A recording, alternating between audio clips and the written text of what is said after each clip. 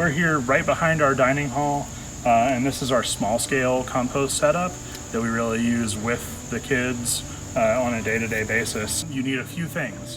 One, you need the stuff you're gonna put in there. So we break that into green materials or nitrogen-rich materials, and brown materials or carbon-rich materials. All of your food scraps, things like that, are the green materials. That should be about a quarter of what you're putting in here. And for every pound of that you put in your compost bin, go ahead and do 3 pounds, or if you're measuring handfuls, whatever, it's not an exact science, do that with leaves or wood shavings, really anything carbon rich. The other things that you need are air, which is really easy. All you have to do is turn it every once in a while, and that's really how we get the kids engaged. Not only do they deliver the food scraps and put it in, but they also help turn it every day. And then water. And if it starts looking too dry, just add a little bit of water in when you're turning it.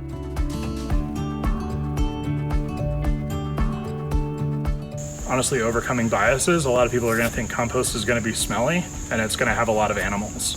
The way to avoid those things is make sure that it stays dry enough. And other challenges are going to be, what do you do with all this compost once you make it? Because if you're doing this right and using all of your scraps, it can be quite a big deal. So that's where you can kind of work with your ground staff. Another challenge is getting staff buy-in. It is going to be a little bit of extra work for your kitchen staff to divide all this up. It's going to be a little bit more work for your program staff, bringing it out and turning it. So just making sure that you're really touting all the benefits that are going to come from this.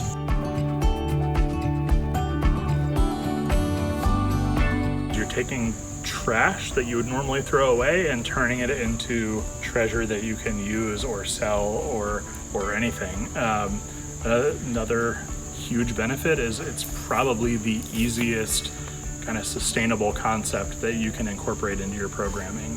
If you are really serious about your compost and produce enough of it, there is a market for commercial compost sales. But if you do any sort of landscaping or gardening or anything on site, you're probably buying compost or soil. Now you're making it and you'll never have to buy it again.